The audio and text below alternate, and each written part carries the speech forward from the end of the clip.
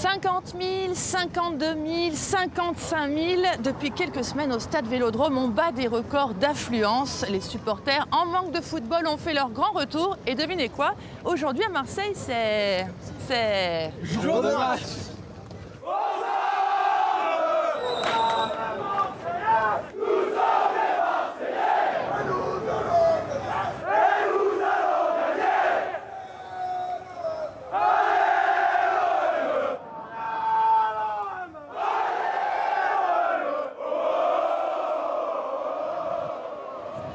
Ils sont prêts à tout pour venir soutenir l'OM.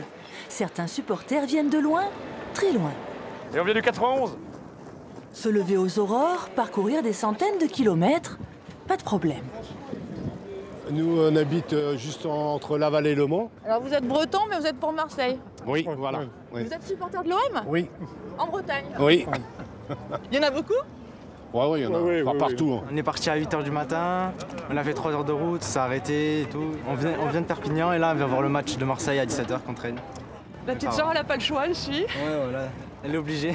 Oh, on vient de loin, du Pas-de-Calais. Eh oui, Et vous êtes supporter de l'OM? bien sûr. Pendant que ces Olympiens de cœur flânent en ville, les habitués du stade, les Marseillais, sont déjà bien calés boulevard Michelet.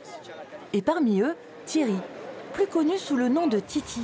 Mais si, c'est l'homme qui guette, qui attend, qui traque l'arrivée des joueurs. Titi, reporter devant la commanderie, à l'aéroport.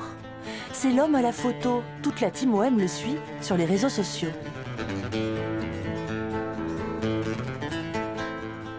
Même les joueurs maintenant sont briefés à la sortie de l'avion, à l'aéroport, pour faire la photo avec moi et c'est rentré dans les institutions. Et même le club lui prouve sa reconnaissance en l'intégrant dans la vidéo de la dernière recrue du Mercato. Titi, toujours le premier sur la fin. Là, ils l'ont sorti sans me le dire.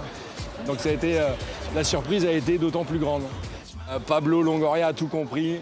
Il sait que les supporters sont très importants à Marseille et il le fait très bien, quoi. Donc c'est plus qu'important. De toute manière, la phrase « l'OM c'est nous », c'est pas anodin, hein, de toute manière. Hein. Sans les supporters, le club, je suis sûr qu'on n'aurait peut-être jamais gagné tout ce qu'on a gagné. Hein.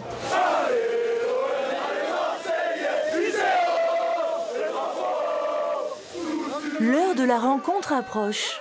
La fièvre monte, les ultras font le show, un petit échauffement d'avant-match. Si on rentre, on n'a pas les cordes vocales éclatées, c'est que c'est pas bon. Tous les gens qui viennent au Vélodrome, on est tous de la famille. On est tous de la même famille. Que ce soit Dodgers, Winners, MTP, on est tous fanatiques, tous de la même famille. Pour les tribunes jambon à gagner, c'est bien quand tu veux venir avec tes enfants. Parce qu'un gosse de 10-12 ans, on ne peut pas le ramener dans les virages. Dans les virages, quand l'OM marque un but, tu descends de 10 étages. C'est comme ça. Certains supporters partagent leur passion en famille. Tu viens? Ben oui, parce que l'amour du maillot, ça peut commencer très tôt. Et l'OM, qui pense à tout, a même réservé un accueil sur mesure aux enfants. On vous y emmène. Allez, go!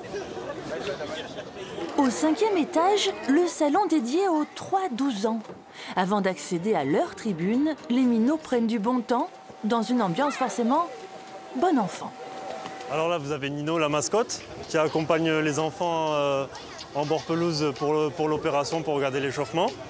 À côté de ça, on a une maquilleuse qui permet aux enfants d'être bien déguisés aux couleurs de l'OM pour le match. Tiens, voilà même des petits Varois. C'est des rugbymen et dans un souci de diversité culturelle sportive, eh ben, on a décidé de les amener un peu vers autre chose, donc du football. Et quel meilleur endroit que le stade Vélodrome pour initier des enfants au football. Alors ça vous fait un beau souvenir? Un souvenir qu'on va garder tous les deux et qu'on va chérir. Hein, tu es content? Ici, on joue, on parle foot et on prend les paris, comme les grands. Pronostic quoi? 3-0 pour l'OM. 2-0 pour l'OM, une passe décisive de Conrad de la Fuente pour Under et un but de Aminarit. Waouh! Au fait, bravo pour le prono. Nous voilà dans la tribune presse. Alors vous le savez, les journalistes sportifs sont censés rester neutres, objectifs, ne surtout pas prendre parti. Oui, mais quand on suit l'OM depuis plusieurs années, on a tendance à s'attacher. Là, par exemple, avec son casque et son micro, c'est Florent Germain. Il couvre l'actualité de l'OM pour RMC. Naturellement, on s'attache à une ville, à des supporters qu'on côtoie, qu'on interviewe.